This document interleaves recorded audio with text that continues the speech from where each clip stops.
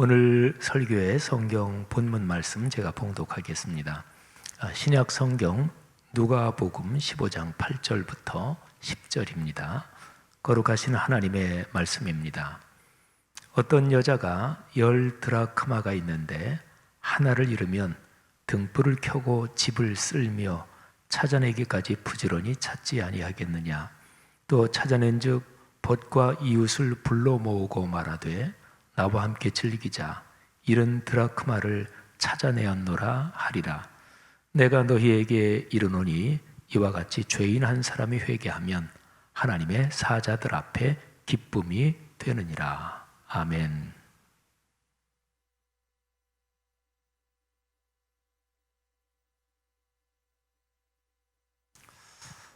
오늘은 말씀 성전 입당 10주년 기념 주일입니다. 지금부터 10년 전 2010년 12월 첫째 주일에 우리 교회가 새 성전을 완공하고 이곳에서 주님께 입당 감사 예배를 드렸습니다. 지난 일을 회상하며 주님께 깊이 감사드립니다. 또 우리 교회 가족들과 이 감사를 나눕니다. 10년 전 그 어간에 제가 짤막하게 썼던 제 메모 몇 개를 한번 보겠습니다.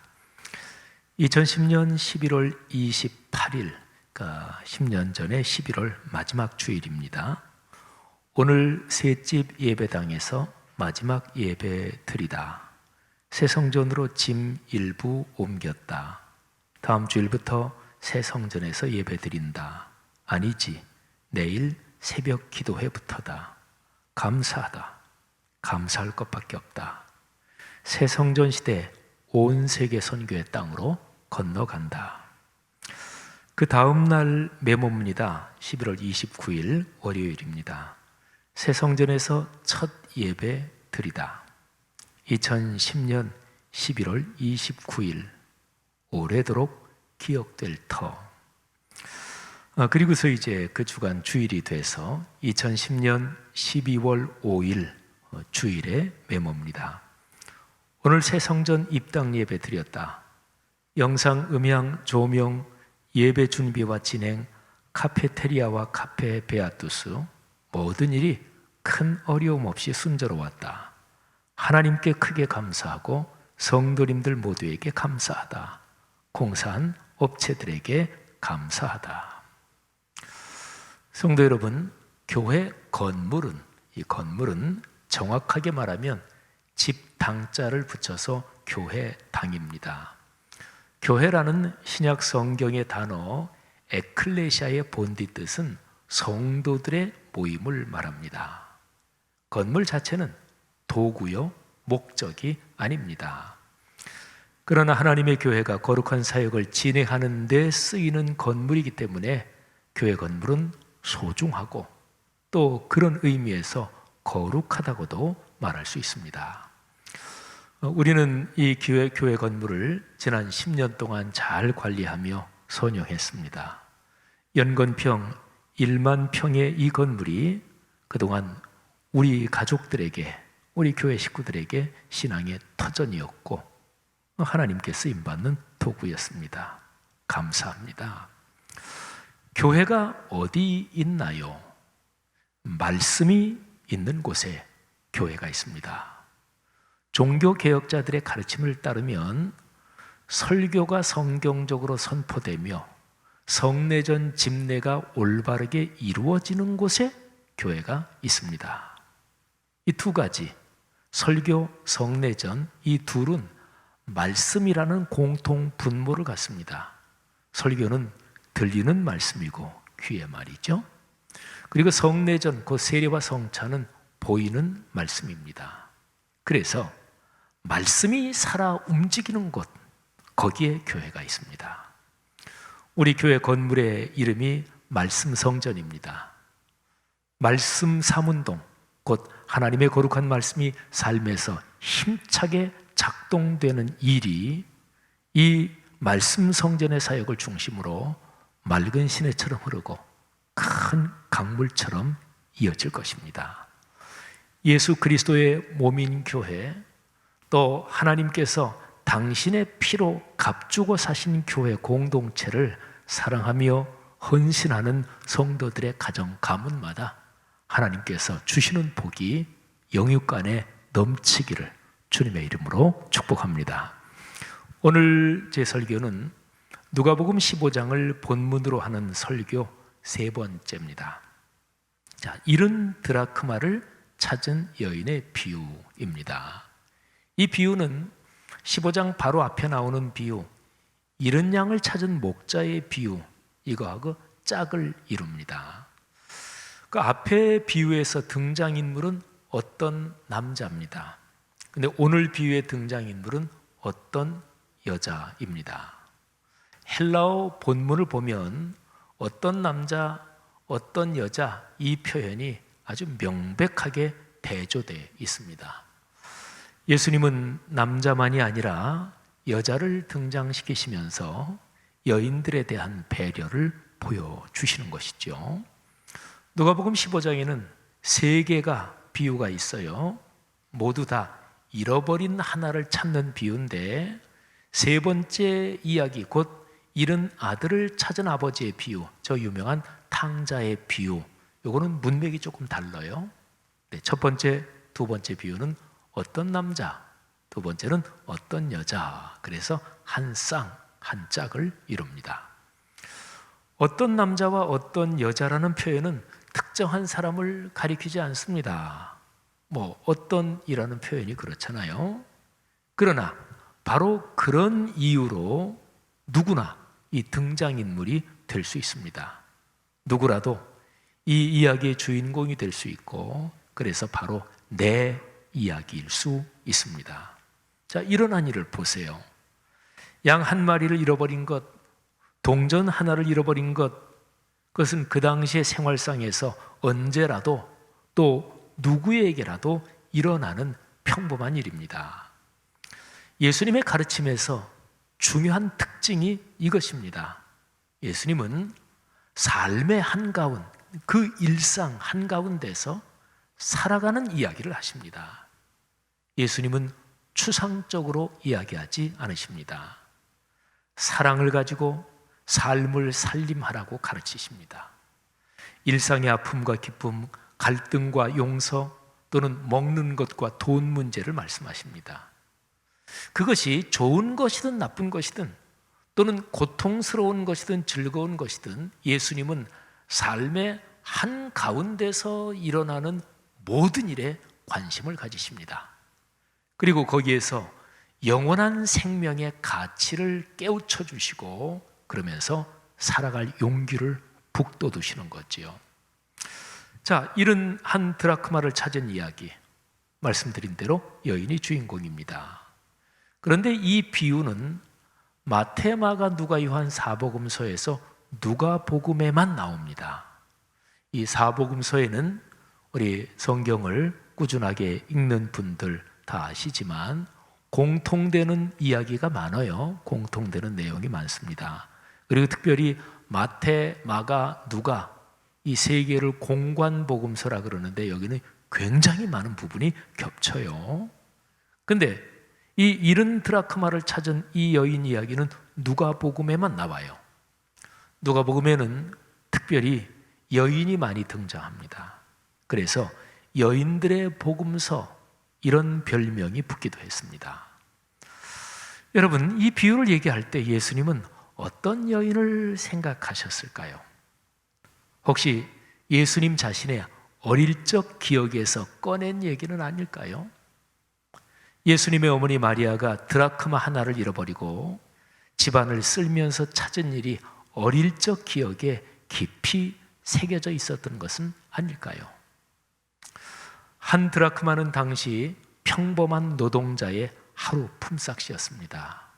성경에서 드라크마 말고 데나리온, 이 표현도 우리가 많이 들었죠? 한 데나리온이나 한 드라크마는 그냥 비슷한 정도의 구매 가치를 가졌다고 보면 됩니다. 하여튼 하루 품삯.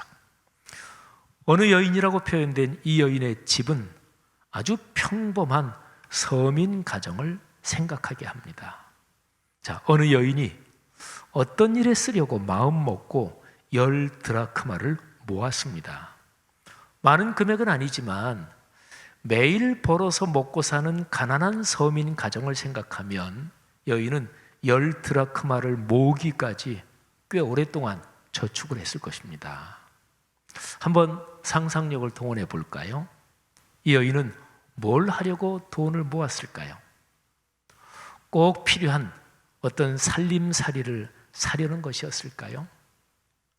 남편의 겉옷을 괜찮은 것으로 다시 장만하려는 것이었을까요?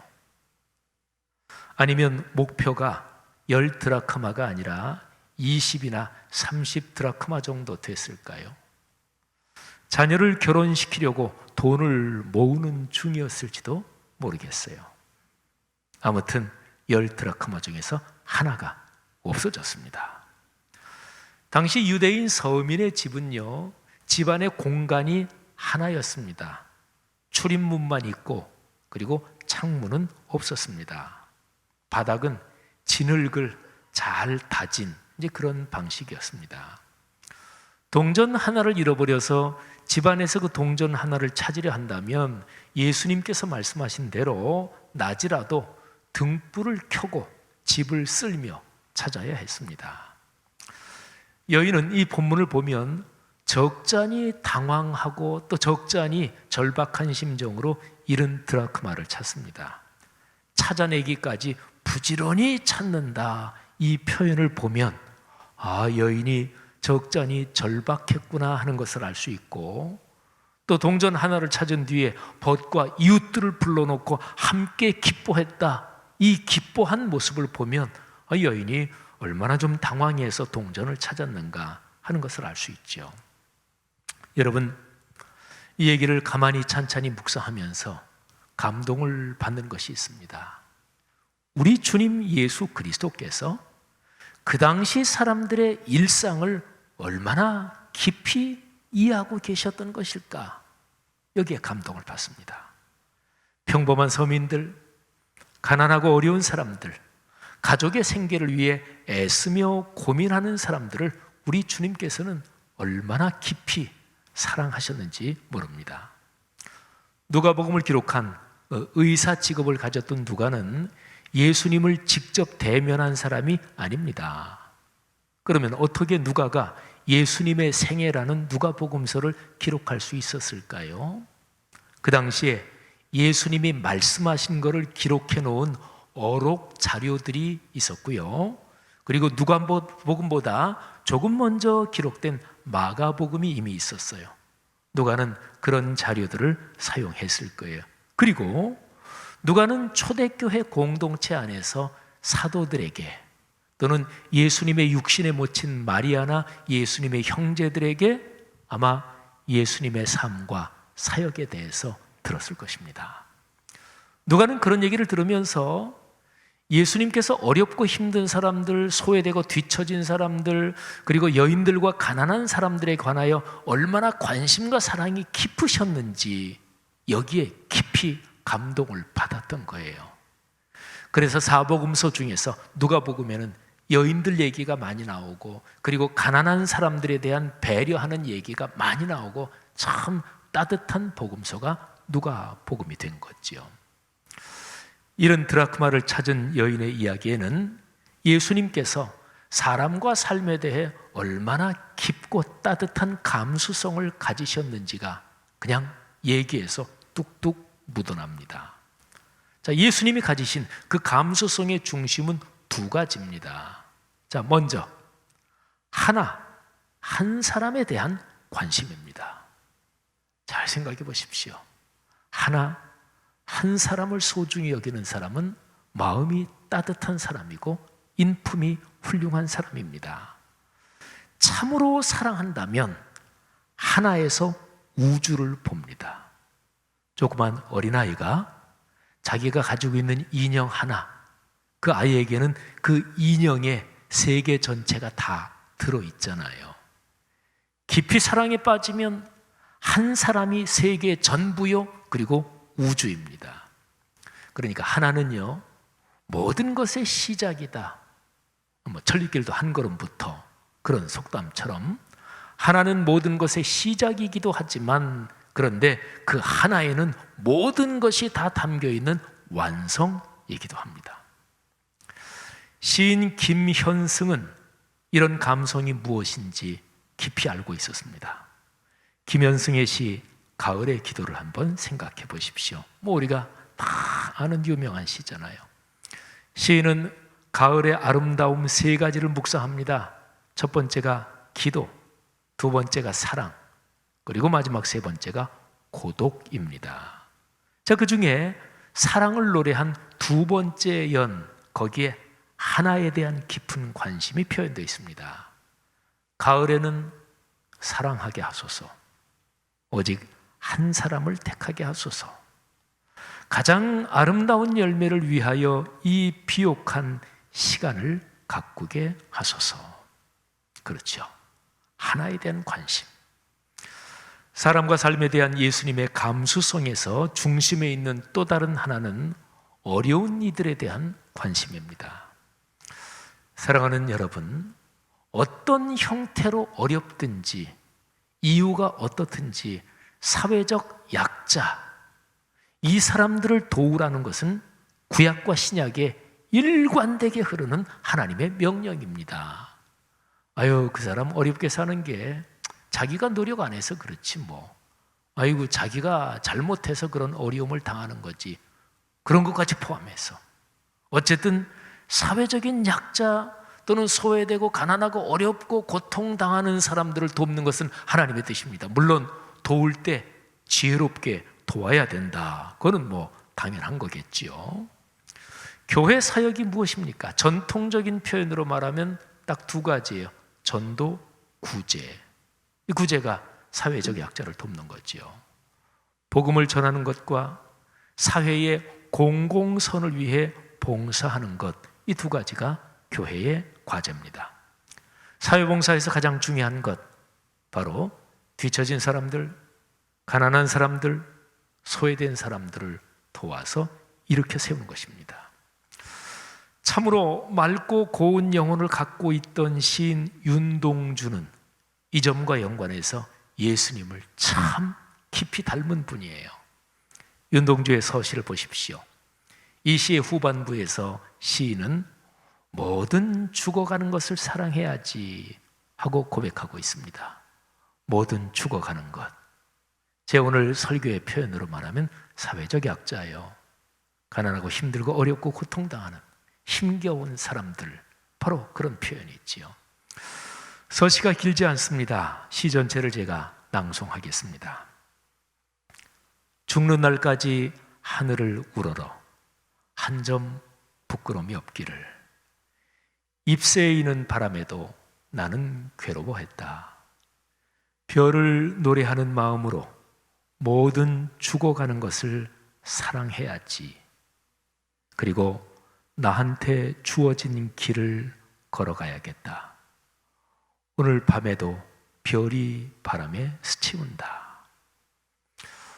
성도 여러분, 잃은 드라크마를 찾은 여인의 비유는 해피엔딩으로 끝납니다. 여인이 잃은 그 하나를 찾습니다. 얼마나 기쁜지 벗과 이웃을 다 부릅니다. 지금 이 여인에게는 잃어버리지 않은 9보다, 지금 내가 가지고 있는 9보다 잃어버렸다가 찾은 그 하나가 더 소중합니다. 그렇습니다. 그럴 때가 있잖아요. 살면서 평소에는 별로 주목하지 않았던 작고 약하고 하찮은 어떤 것이 어떤 때에는 굉장히 중요하다는 것을 깨닫습니다. 약한 부분이 전체의 중심이라는 것을 깨닫습니다. 여인은 소박하게 오늘 예수님께서 말씀하신 그 비유, 상황, 문맥을 보면 부자가 전혀 아니니까 아마도 소박하게 마실 것과 먹을 것을 준비해서 이웃을 불러서 함께 기쁨을 나눕니다. 자, 오늘 말씀 10절에는 이 비유의 뜻이 뭐냐? 예수님께서 직접 해석해 주시는 설명이 나옵니다. 들어보시죠. 내가 너희에게 이르노니 이와 같이 죄인 한 사람이 회개하면 하나님의 사자들 앞에 기쁨이 되느니라. 아멘.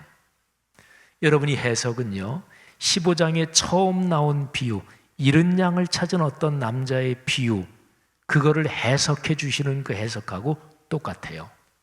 자, 그러니까 중요한 점이 무엇입니까? 죄인 한 사람이 회개하고 하나님 품으로 돌아오는 거예요. 그 한 사람이 건강해지는 거예요. 한 사람이 행복해지는 거예요. 자, 이것이 하늘의 기쁨이라고 말씀하고 있습니다. 하나님께서 이 일을 크게 기뻐하신다는 거죠. 예수님의 말씀에서 그럼 죄인 한 사람은 누구를 가리킬까요? 자, 우선 두 가지 의미를 담고 있습니다. 첫째는 아직까지 예수님을 알지 못하는 사람, 그리고 두 번째는 사회적 약자입니다. 자, 그리고 여기에 이미 예수님을 믿는 신앙인도 포함됩니다. 세상에는 회개할 필요가 없다, 그렇게 말할 사람은 아무도 없습니다. 예수님께서 첫 번째 비유에서 그 비유를 말씀해 주시면서 회개할 것 없는 의인 99보다 이 회개한 한 사람을 더 기뻐한다, 그렇게 말씀해 주셨는데, 회개할 것 없는 의인, 이거는 역설적인 표현입니다. 그러니까 어떤 사람이 나는 회개할 필요가 없어, 내 신앙은 뭐 내가 무슨 흠이 있어? 그렇게 생각하는 사람은 사실은 틀렸다는 거예요. 의인이 아니라는 얘기예요. 그런 사람한테는 하나님의 말씀이 들어가지 않습니다. 공예배의 설교도 들어가지 않습니다. 개인적으로 성경을 제 아무리 많이 읽고 필사해도 그게 마음에 들어가지 않습니다. 예수님께서 육신의 모습으로 이 세상에서 살아계실 때 예수님께서 직접 말씀하셨는데도 말씀이 들어가지 않은 사람들이 있었잖아요. 그게 신약 성경에서 대표적으로 바리새인들입니다. 사랑하시는 여러분, 죄인 한 사람이 회개하면 여기에 신앙인인 여러분과 저도 들어가는 거죠. 특히 신앙인은 자신을 성찰하며 날마다 새로워지는 일에서 다른 사람보다 더 깊고 진지해야 마땅합니다. 사랑하는 성도들이여, 우리 각자가 제 삶의 현장을 둘러보아 관심과 공감을 갖고 돌보아야 할 사람이 누구인지 살펴봅시다. 마태복음 25장에 보면 사회적 약자, 그 한 사람을 돕고 섬기는 일이 예수님께 하는 것과 똑같다고 말씀하고 있습니다. 이렇게 살아가는 하나님의 자녀들 때문에 예수님께서 주기도문에서 가르쳐 주신 그 말씀처럼 우리 사회에 하나님의 나라가 임하여 살아 움직일 것입니다. 특히 올해는 코로나19 때문에 쉽지 않은 시간을 걸어왔잖아요. 또 2020년 대림절도 우리가 쉽지 않은 시간을 지나고 있잖아요. 성도 여러분들이요, 오늘 이 말씀에서 주님께서 가르쳐 주시는 이 말씀을, 이 가르침을 마음을 열고 가슴에 품고 우리 주변을 돌아보면서 내가 돕고 섬겨야 될 사람이 누구인지 깊이 기도하면서 섬기실 수 있는 여러분과 제가 되기를 바랍니다. 2020년 대림절에 그렇게 사시는 분들에게 하늘 아버지께서 주시는 축복이 넘치도록 풍성할 것입니다. 여러분을 축복합니다.